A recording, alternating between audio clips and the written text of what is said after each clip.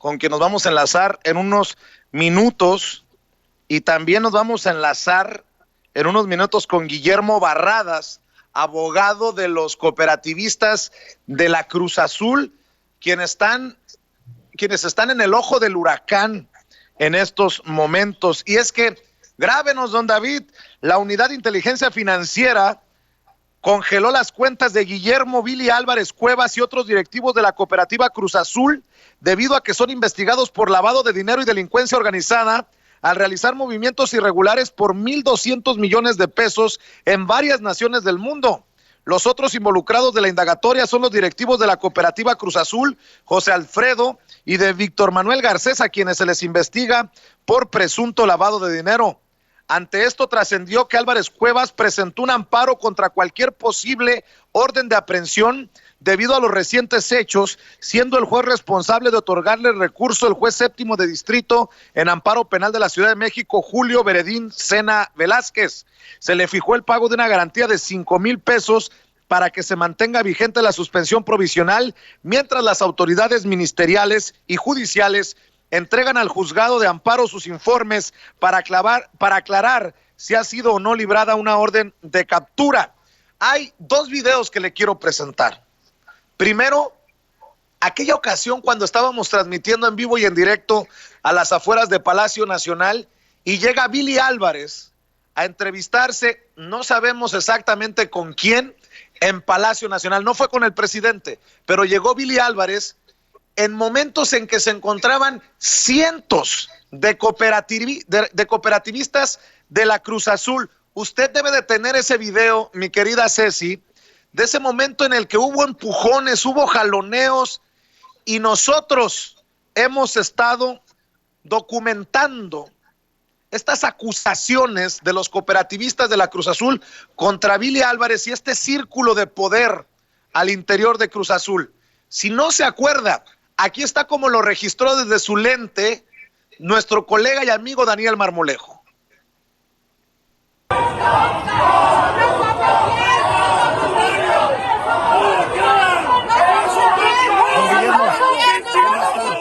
¿Qué piensa de estas manifestaciones?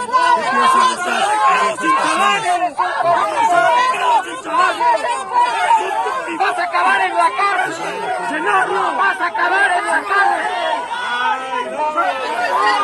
¡Corrupto! ¡Corrupto! ¿Por qué no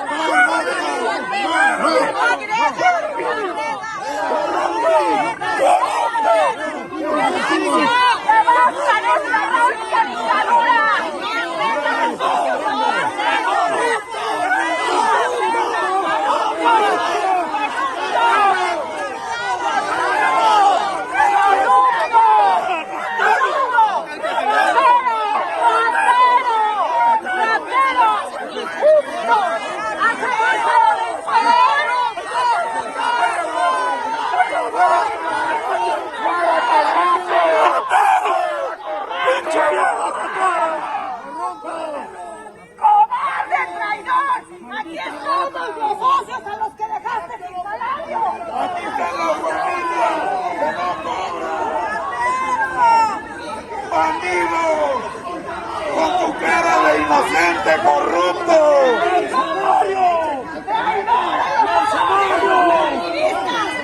¡Billy traidor! ¡Billy traidor! ¿En dónde están los cobardes que venían contigo? ¡Te dejaron solo por traidor! ¡Siempre te dejan solo! Y así te vas a quedar siempre. Y así te vas a quedar por lo que resta de tu vida. ¡Solo! Así le protestaron a Billy Álvarez a su llegada a Palacio Nacional en aquel momento en que nosotros intentábamos entrevistarlo. Nunca pudimos o no hemos podido hasta el momento entrevistar a Guillermo Billy Álvarez, porque en medio de la rebambaramba, de la trifulca, Billy Álvarez hizo como que no oía mis preguntas. Después envió a su vocero, no sé si se acordará de aquella entrevista, al vocero que le hicimos cuando estábamos en televisión abierta y en radio abierta en el Zócalo capitalino. Negó nótese mi sarcasmo, categóricamente las acusaciones. Pero bueno, le voy a dar el contexto. Al César lo que es del César. El colega que planteó este tema de Cruz Azul y de las irregularidades, de las presuntas irregularidades, presunto lavado de dinero por el que hoy la Unidad de Inteligencia Financiera les ha congelado las cuentas, fue expuesto por Daniel Marmolejo, fue nuestro colega Daniel Marmolejo, en aquella mañanera en la que se presentó Santiago Nieto. Vamos a recordar, Ceci, aquel momento para también recibir en este espacio, en unos minutos, a Daniel Marmolejo.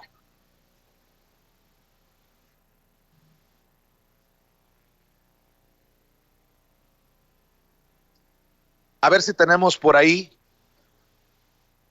el video, el audio. ¿Para mí o para Santiago?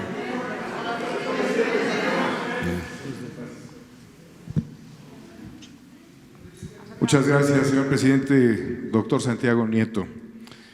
Esta es una situación compleja que se lo plantea a usted hace exactamente un año, que es una vinculación de diferentes fenómenos de corrupción entre desvíos de recursos de la economía social a espaldas de socios, que impacta en el fútbol, que tiene vínculos con los Panama Papers, que tiene vínculos con una empresa que se denomina ATAR 2715 y que se planteó también en perspectiva de todas las fiscalías y de la urgencia de dar una respuesta porque es una fenomenología que implicaría 70,000 transacciones financieras, operaciones que ascenderían a los 5,381 millones de pesos de ingresos, con egresos de 5,940 millones, teniendo además de esta empresa que parece un jacalito, aproximadamente a 5 empresas nodales en una investigación, y aquí lo hago con respeto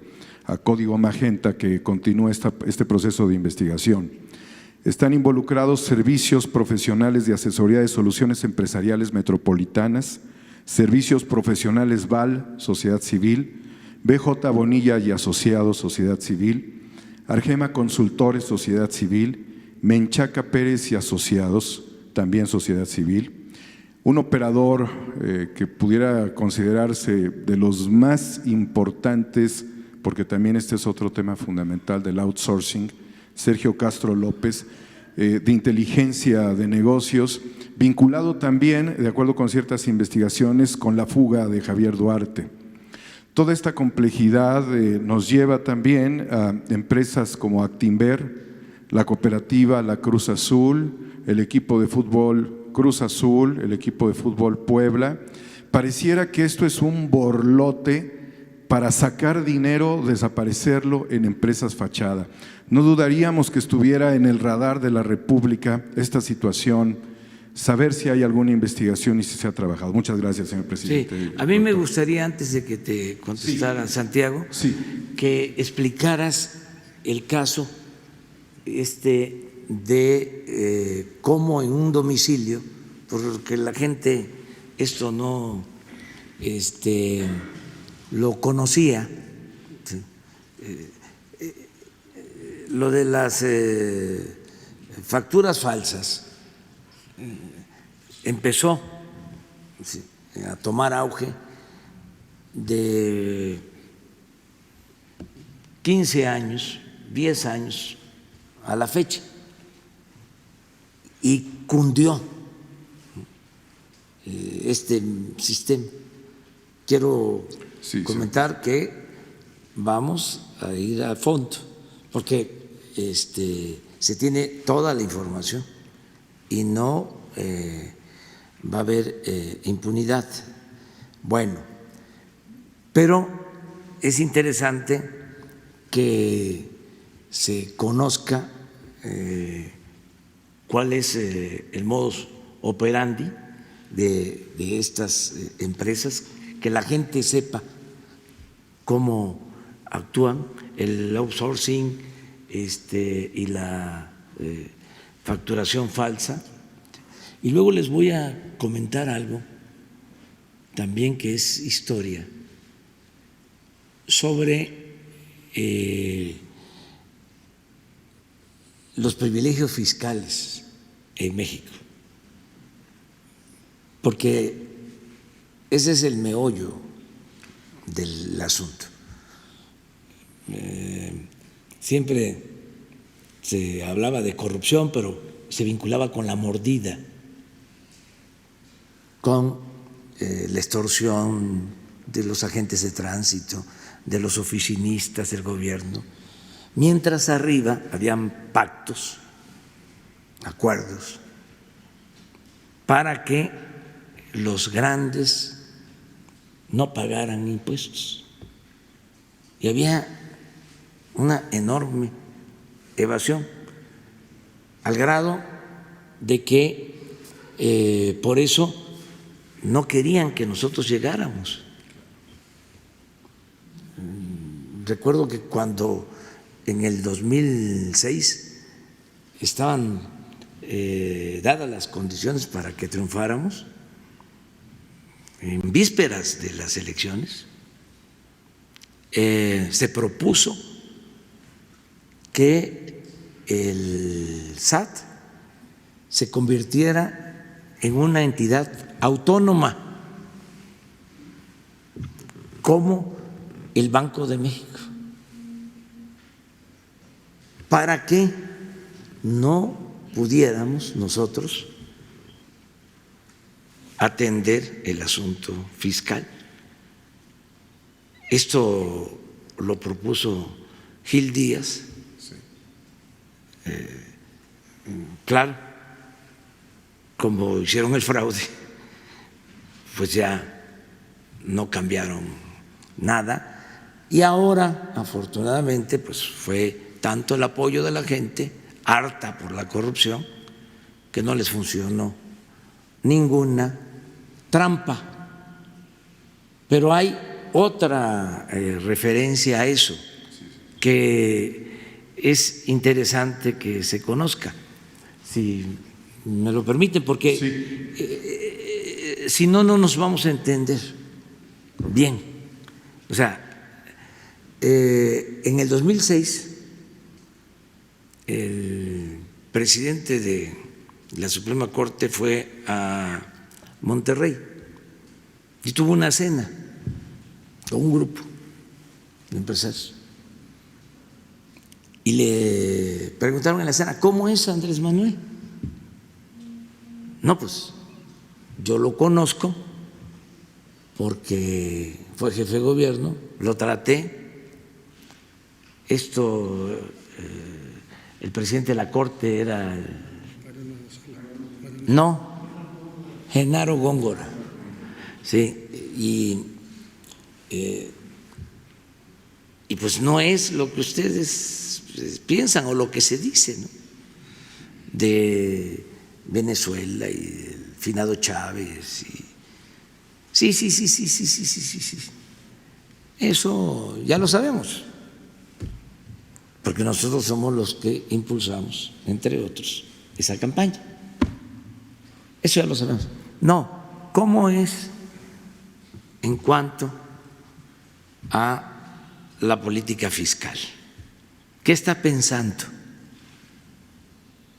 ¿Qué haría? Porque nosotros tenemos un acuerdo. Fíjense desde cuándo. Desde Echeverría. Es increíble esto, porque en ese entonces hubo una confrontación, sobre todo después del asesinato de don Eugenio. Y posteriormente hay una especie de acuerdo, y así surge un sistema de pago de impuestos que se conoce como, tiene un nombre, consolidación fiscal. ¿En qué consiste ese sistema de consolidación fiscal? En que si se tiene una empresa que se tiene utilidad y hay que pagar impuestos, se pueden crear 2, 3, 4, 5 empresas fantasmas en donde hay pérdidas. Y al consolidarse, resulta que no se pagan impuestos por este mecanismo. Entonces, ¿desde cuándo viene esto? Gobiernos posteriores empezaron a reducir el monto de la llamada consolidación fiscal. Llega Fox y vuelve a poner la consolidación fiscal al 100%. Pero en esencia era de que no se pagaban los impuestos. Y yo no puedo decir aquí qué empresas, pero sí puedo decirles que hasta el 18 las grandes empresas, los bancos grandes, no pagaban impuestos, se les condonaban los impuestos. Entonces, esa es una molestia. ¿Sí? Ese es un problema, pero si no tenemos, como lo dijo Santiago, ingresos,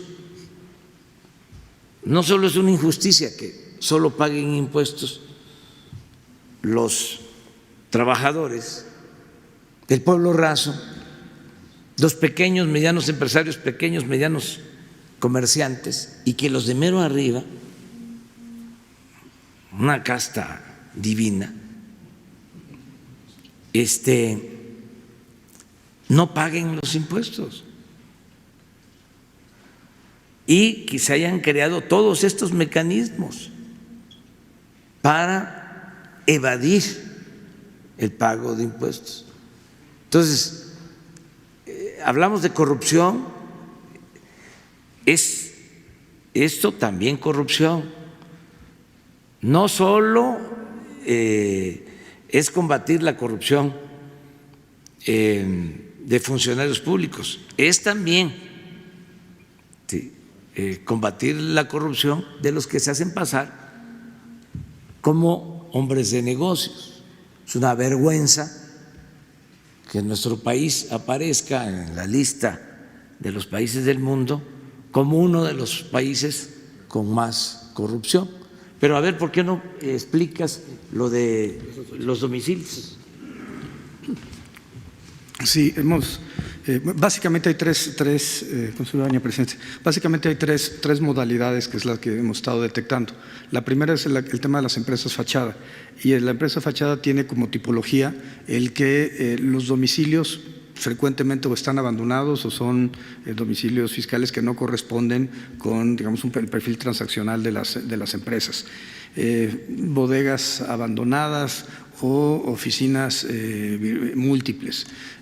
Tuvimos un caso particularmente en la Ciudad de México, donde un mismo inmueble tenía más de 1,000 sociedades mercantiles que habían sido constituidas. Se iban sustituyendo unas por otras, sin embargo siempre utilizaban el mismo domicilio fiscal.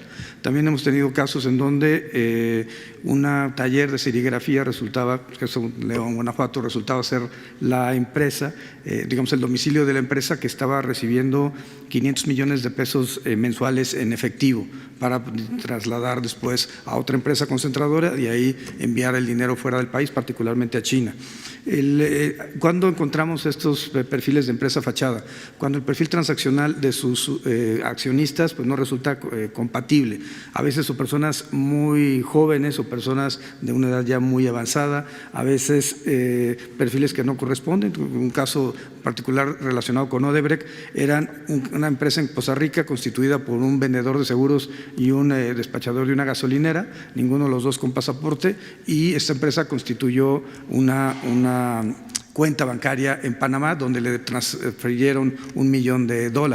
Evidentemente el despachador de gasolinera nunca se enteró que era dueño de estos $1 millón que había sido depositado en Panamá.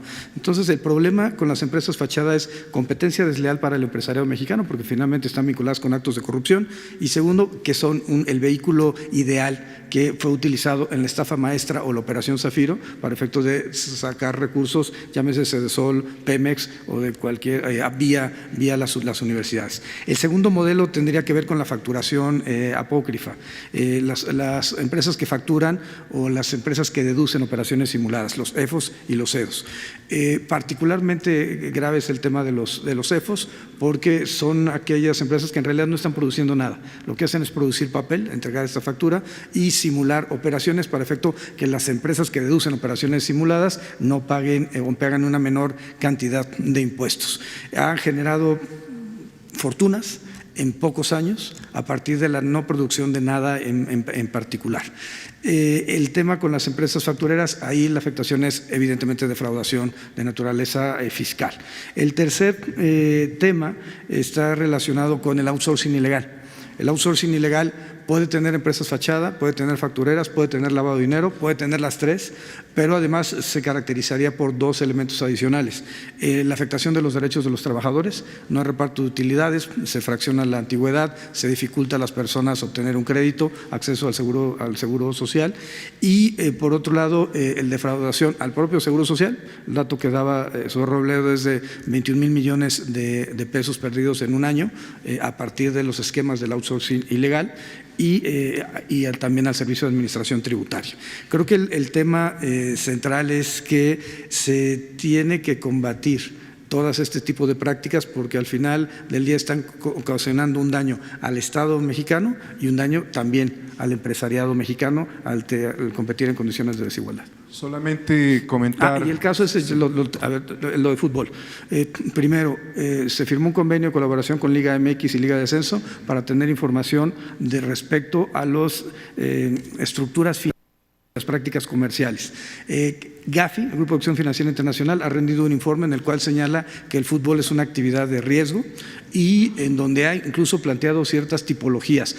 Varios ejemplos de México, incluyendo la compra de equipos de segunda división para llevarlos a poblaciones no de tanto desarrollo deportivo ni económico, para efecto de lavar el dinero vía estos clubes deportivos. Incluso se ha presentado una iniciativa en el Senado de la República para que los promotores deportivos y los clubes deportivos informen, den avisos a la Unidad de Inteligencia Financiera respecto a sus transacciones. Esto tendrá que definirlo el Senado si van a aprobar esa reforma o no. Pero evidentemente, de acuerdo con el estándar internacional, el fútbol, incluso las manifestaciones artísticas, pueden ser susceptibles de un tema de lavado de dinero.